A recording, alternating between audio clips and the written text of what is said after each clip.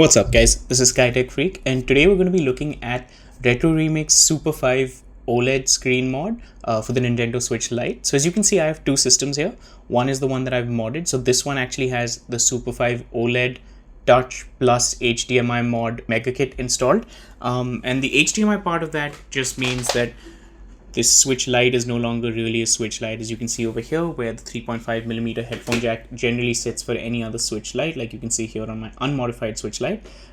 There's actually a micro HDMI port, and the kit comes with one of these adapters, so you can plug this in and plug in an HDMI cable, and then you can output your screen from your Nintendo Switch Lite to any kind of monitor or display. So I'll show you guys what the HDMI part of this mod actually looks like and how it runs in practice a little later in the video. It has some quirks to it, which I'll show you guys. But I thought we'll just kick off this video by taking a look at how the Super5 OLED screen actually compares to like the screen on a stock Nintendo Switch Lite, the IPS screen that comes with it. So as you can see, the two systems that I have here, this is a special edition BDSP Nintendo Dialga Palkia Switch Lite, and on the one on the bottom I've got it stuck on a dock over here so we can see the viewing angles of the two screens a little better. Just prop it up a little bit. And this is the Nintendo Switch Lite on which I have done the mod. This Nintendo Switch Lite also has a mod chip in it, so while the one on top is unmodded, this one has a mod chip installed, and I've also replaced sort of the analog sticks here with the Gully Kit's DMR analog Joy-Cons. So to kick off this comparison, I'm just going to turn on the screens on both of these systems, and you should immediately be able to start seeing some of the differences. What we're going to do is maybe run through the same kind of menus through all of them. The first thing I'm going to show you guys is that the brightness between both of them is actually at par, so it's about 60-65%. And so if you're seeing any brightness differences, that comes down more to the panel rather than any kind of like set brightness differences. So we're going to go out of this and let's maybe run through some system settings, and you'll be able to see that the screens really do have a marked difference. Besides the colors, as you'll be able to see, like when we go through these menus, you can see the green pops a lot more on the OLED. If you go into themes over here, we can actually go into themes and maybe let's change it to basic light so that you're able to see what the white balance between the two screens looks like as well. And if you're seeing clarity differences and also kind of brightness and white balance differences, it all comes down to the fact that the OLED panel is actually much better. We're also going to go into some games and I'll be able to show you guys what that kind of looks like in game. But one of the other differences that you guys might be noticing is the fact the OLED panel is actually laminated. What that means is that on the stock Nintendo Switch Lite, you'll be able to see a gap between the glass and the actual display. And that's because the glass on top is a touch digitizer and the display is actually beneath that. So there's an air gap, and that air gap also helps lose some of the brightness and color and viewing angles. The OLED is of course laminated, so that touch digitizer and screen are stuck together without an air gap. Okay, so I've actually loaded up Pokemon Brilliant Diamond on my unmodded special edition Nintendo Switch Lite, and on my modded Nintendo Switch Lite I actually have a mod of Pokemon Brilliant Diamond called Pokemon Luminescent Platinum. And we're just going to load into both of these games to show you guys a little bit of a comparison. I'm actually in the same-ish area in both the games, so you will be able to get a good idea of the environment and stuff comparing the two screens. Again, to remind everyone, we're on the same brightness level as I showed you earlier. But you can see there is a big difference in the clarity and sort of colors on both screens. So I'm going to try to get both of us into maybe a Pokemon battle. This is a little complicated. Let's get one guy towards the statue first. And then we're going to get the other guy next to the statue. And then from here, this is of course our boy Dialga, who's at the back of this Switch as well. And then we're going to go from here into the environment where we can run into a Pokemon in the long grass. So here we are in the tall grass in both of these games. And I don't know if it's clear to you just how much of a difference that OLED makes in terms of even clarity. It actually seems kind of blurry on the screen on top. And of course, the colors aren't nearly as crisp. But we're going to get into a Pokemon battle on both of these consoles. Sorry, I think I might actually have the repel item on. I'm going to just quickly disable that. Yep, there you go. Infinite repel off. And then we're going to look for a Pokemon to battle, and immediately we run into someone. And now what you're going to see is... Oh wow, is that a shiny Swablu? I think I have a bunch of mods on this so like don't this isn't the 1 in 4,000 chance that you might be thinking it is. But let's hit both Pokemon maybe with the same move, because I know we're running Roselia and Roserade in both games. So I want to give, I know both Pokemon actually have Poison Sting, so I'm gonna show you guys a fair comparison by going into Poison Sting on both games and hit that 3, 2, 1. And I'm not sure if you guys were able to see the difference there, but yeah, that's generally what the two differences in screens look like. I'm going to go ahead and now increase the brightness. So let's play around with the brightness, which we haven't done so far. So right now we were at around 60% for both screens. As you can see, even the overlay, so this overlay, because it's OLED, it's blacker, it's darker, this one's grayer, and they're still both translucent, so it's not like you're losing any quality by going from one to the other. But if you see that, the difference in brightness is super marked between the two screens. Again, clarity is one of those big differences that we're seeing. Let's run away from both these Pokemons and maybe get into another battle. But this is at max brightness now. And yeah, like the clarity and colors really couldn't be more clear or different between the two of them. So yeah, this is generally just what I wanted to get into. We should quickly also look at what negative or sort of zero brightness looks like on both screens. So if I go into this battle and I reduce the brightness as far as it'll go, I'm going to do that on both of them, and you can see that the Nintendo Switch OLED is actually still kind of playable, whereas because of the backlight on the stock IPS panel, it's actually pretty much like looking at those old Game Boys that you had to like shine a light on just to watch them. Again, quickly maybe hit the same move on both Pokemon. You'll barely be able to see anything on the stock one though. And then again, let's bring them back to around the same brightness level, which is, I would say, around 60%. This one I think is a little higher now. I think that looks about even. And then again, we're going to go back to doing a little bit of that comparison. Again, let's close out of the game. Now, I don't actually have a Nintendo Switch OLED to make the comparison with. It would have been an interesting comparison of the Super5 OLED screen for the Switch Lite versus the OLED screen that Nintendo sells with the Nintendo Switch OLED. But I do actually have a Switch 2, which uses an IPS panel. And I thought that could be a little bit of an interesting comparison too. So if we just quickly go into some more menus, I know that that's a little bit boring for you guys to see, but I think it's a good way to look at how the two menus compare. We go quickly back into my favorite place, which is themes for some reason that I've been showing this on. Again, comparing the brightness levels between the two systems, fairly similar. Let's, for the sake of the video, just max out both screens. Hopefully that is picked up, and then we go into themes out here, and we're going to go to light. And then you're able to see that like the OLED is still so much brighter, and the white is actually so much more overpowering than it is on even the Nintendo Switch 2. So I think I actually had auto brightness on, which reduces it a little bit if the ambient light is high in the room, but I've turned that off and there is still a huge difference. And the Super5 OLED screen is still much better than what Nintendo is selling on its flagship console in 2026. So that's an interesting take. Now I know you guys are probably thinking, why does this guy keep showing us the white theme when OLEDs are actually meant to show off the black levels and the increased black levels that you get from turning off pixels? And fear not, I think this next game that we're going to play on my Nintendo Switch Lite is going to really show off a lot of black and dark scenes. So here I've booted into Hollow Knight at max brightness, and we're going to take a look around the infected crossroads of Hallownest. I don't know if you guys know a lot about the lore of this game, but I got really into it while I was playing it. And we're going to just take a look at some of the stuff. And I don't know if this is coming across again on screen as impressively as I'm able to see it. And I really wish I had Hollow Knight on my stock Nintendo Switch also, so I could just show you guys a proper comparison. But this looks really good.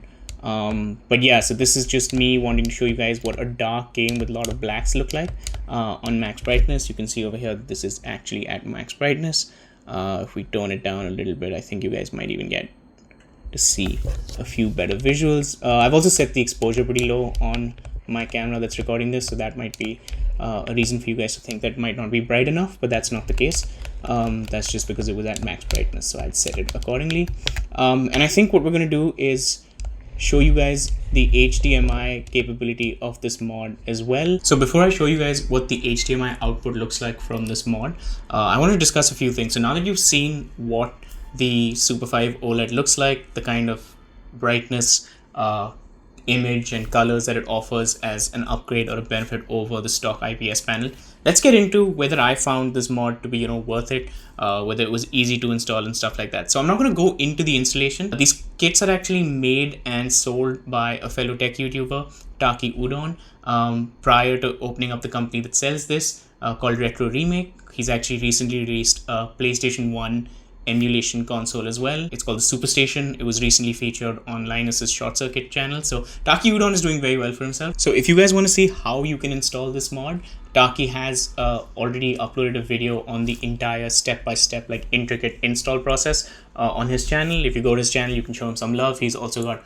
a bunch of videos on emulation of retro games and reviewing other sort of handheld devices and emulation devices. But what I will talk about is the difficulty of installation and then come to the price. So I'm not someone that's new to modding Nintendo consoles, right? I've done Nintendo Switch and Joy-Con shell swaps as early as when the Nintendo Switch Red box came out. On this channel itself, I've done other mods, including modding this Nintendo Switch Lite. I've completely changed the shell and replaced the screen on Game Boy Advance systems and replace them with IPS screens. I've done a shell swap of Nintendo DS Lite systems. And so I'm not new to Nintendo's, like delicate ribbon cables and hinges and things like that that make a kind of swap or an installation or any kind of modification to their system a little bit difficult. So despite having all that experience with Nintendo consoles in the past, I still found this to be a fairly difficult mod. So it's nothing that's impossible, and like I said, it doesn't require any soldering. So this is something you can just do with the tools provided to you in the kit that comes along with the screen. But there are a lot of delicate parts and potential points of failure in this mod, specifically with the screen and the touch digitizer. So there's two specific cables that have to be plugged into the Nintendo Switch Lite motherboard. One is for the screen and the other is for the touch digitizer, and then there's a third one for the backlight.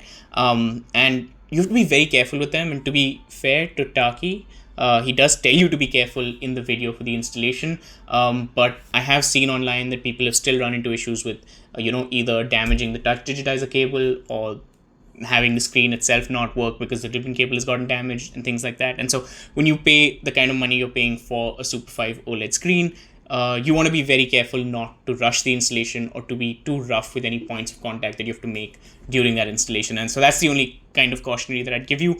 I would recommend having some kind of prior experience with these things, or you want to find someone that can do this for you confidently. Of course, make sure that that person is actually able to do something like this, because the worst thing would be to pay for the screen and then have someone else damage it, not even you who's damaging it. Again, I don't want to dissuade anyone who's actually planning on attempting this mod, nor do I want to make it seem like it's super impossible or difficult thing to undergo. I just think you need to be careful. You need to follow Taki's instructions from the video very carefully. And to Retro Remake's credit, I don't think they could have actually made the installation of the Super5 OLED screen any easier. I think all the complications just come from the fact that the connectors inside the Switch Lite motherboard are very fragile and small because they've had to pack everything into such a small space for a compact console. And so, again, it's not something that's really difficult to undergo, and I'm not trying to dissuade anyone, but just take your time with it, be careful, and I think you'll be fine. That being said, I do have moments where I panic during the installation as well. So I'm going to quickly show you a clip. So this is a clip of me not being able to get the screen to turn on at the same time as my mod chip. So what was happening is either the screen would turn on or the mod chip would stop working. And it turned out that I was actually just pressing the volume button to try and turn the Switch on instead of the power button. So that was totally on me, but there were like moments of panic just because I was second guessing each step, like, have I done this right? Have I plugged it in far enough into the connector and things like that? But I was able to get it all resolved by, just cleaning and reseating the ribbon cables on the mod chip and on the display connector, and then everything worked out just fine. Another thing that I actually ran into is that since I had the Mega Kit, they actually sent a shell for my Switch Lite. So once I had installed the mod, I was supposed to transfer my motherboard and stuff into the replacement shell, and I did. So the top part of this is the replacement shell that was sent by Super5. I think they work with Extreme Rate to send these out. And I kept the buttons original. So the buttons that come with the Mega Kit are actually black to go with the black shell, but I kept the white buttons from the original and the Gully Kit like white TMR analog sticks because I thought that looked better against the black background. But I face an issue with installing the back panel. So if I install the back panel that came with the Mega Kit, it would actually press against too many of the components, and then the Switch Lite wouldn't turn on, or it would press against the ribbon cable of the Super5 OLED, and so stuff would flicker. And I think the reason for that is that the Extreme Rate backplate is a little bit thicker, and I have also got the mod chip installed. So maybe if you don't have the mod chip installed, you won't face the same issue. But yeah, so I decided to just keep the original Nintendo Switch Lite Grey Edition backplate that I have on this, and I don't think it looks too horrible. But yeah, that was one of the things that I wanted to also note during the installation. All that being said, now that I've scared you guys enough of the installation, let's talk about the other important part of this, which is the pricing. The Mega Kit, which comes with the HDMI output capability, plus the Super5 OLED screen, which also has touch capabilities. All of that together was $150, including shipping, but excluding your country's taxes. So for me to get that into India and through customs, I actually had to pay almost half of the value of that screen. So put together, that might not have actually been something that's like financially reasonable for you guys to do just to have an OLED screen on your Switch Lite. That being said, I have actually gone ahead and ordered a second Super5 OLED plus touch screen for my Nintendo Switch Lite Dialga and Palkia edition. So this is one of the ones that I didn't want to try the Mega Kit on because I was nervous that if I mess something up, I didn't want to lose a special edition Switch Lite. But now that I know that I'm confident that I could probably do this again, I'm going to install the second Super5 OLED screen on this Switch Lite. The ones with the HDMI output are currently sold out. So the only one that's available for pre-order right now, which starts shipping in May, are the ones with OLED plus touchscreen. And those are $99. So that's also $100. And you do have to make that decision there as to whether you think that having an OLED screen on your Switch Lite is worth $100 plus applicable taxes.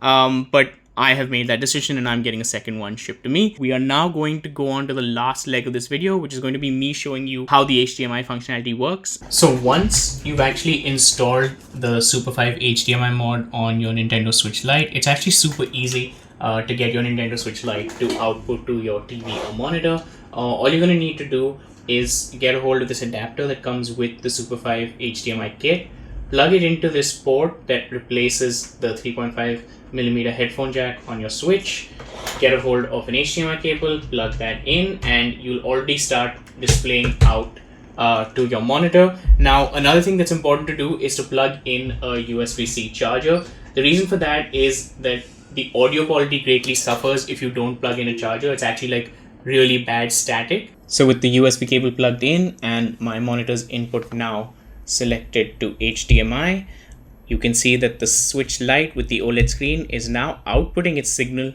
to my Alienware OLED monitor. So that's interesting. And you'll see this is the same Switch Lite that we'd already looked at. It's got all the same games, including that modded Pokemon Luminescent Platinum, which we'll go into and take a look. Here you can see that we've got everything going on. I will say though, I believe that this is 720p, not true 1080p. So even if the signal reads it as 1080p, I believe that's upscaled. There is a noticeable quality difference between the Switch Lite with the Super5 HDMI mod and even a Switch 1 or a Switch OLED. Forget the Switch 2 because that outputs in 4K. But yeah, you can tell the difference that this is a lower quality output, but that still does not take away from the fact that your Switch Lite is now no longer a Switch Lite. It is fully outputting natively to any monitor or display. And now to quickly just go into that issue that I mentioned about the audio, right? I'm going to move my mic closer to the speaker and I'm going to unplug the USB cable just to show you guys how much of a difference that makes. So right now we've got it plugged in, and as soon as I unplug it, you guys are going to start hearing that static that I was talking about. I don't know if the mic is picking that up right now, but there should be some static. And as soon as I plug it back in, that static should actually go away.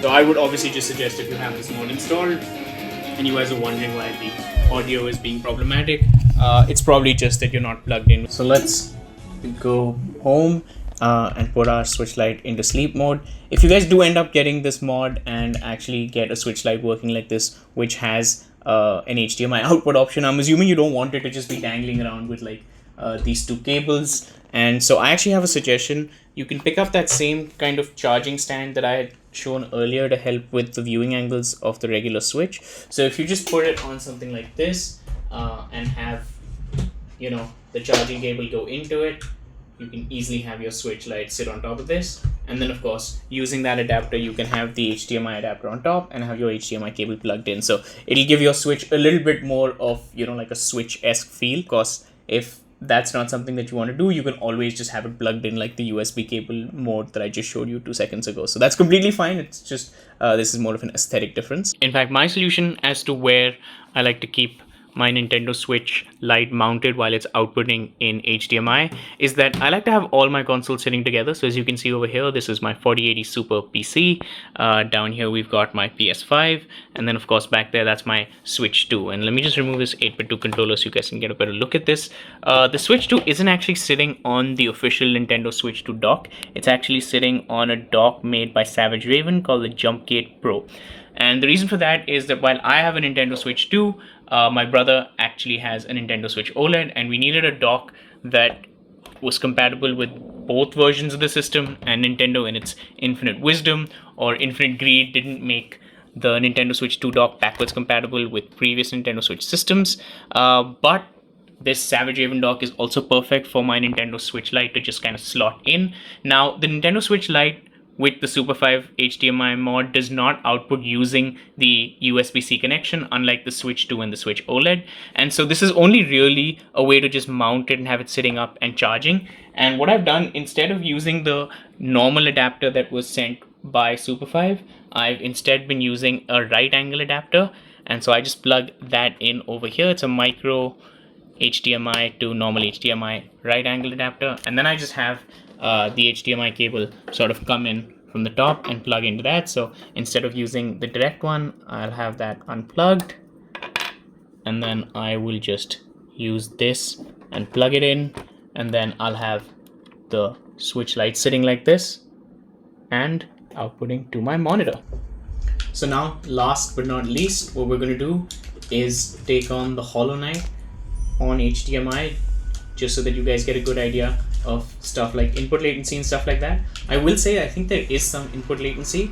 I think more than there would be with the regular Switch, but I don't think it's anything you need to worry about.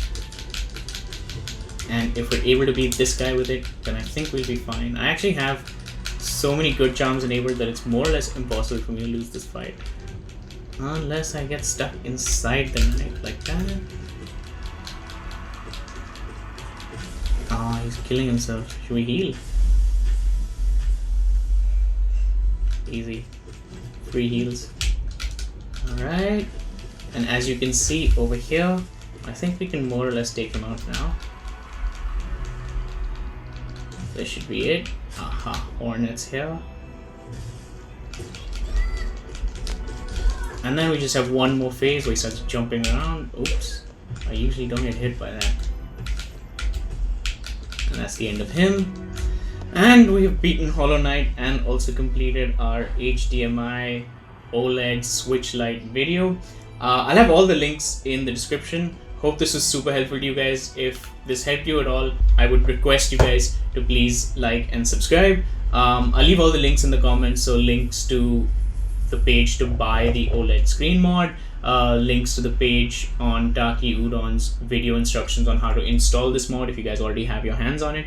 And I hope you guys enjoyed this. I know this is a bit of a long video, and I also know I haven't been posting in a while. I've actually so the last video I posted was a year plus ago, and part of that has been because of the computer like parts shortage, but part of it has also been the fact that I switched jobs. So I was earlier a white-collar criminal defense lawyer who was litigating, and I've slowly moved into legal tech, and so that was a big change for me. And then more recently I'd gotten active and was spending a lot of time on the sports field, but I have very recently torn my ACL, and so I'm on complete bed rest, and so that gives me a lot more time to look into my tech hobbies now. So hopefully you'll be seeing a lot more of me and a lot more of my posting. And again, if you guys like this video, please like and subscribe, and I'll see you guys in the next one.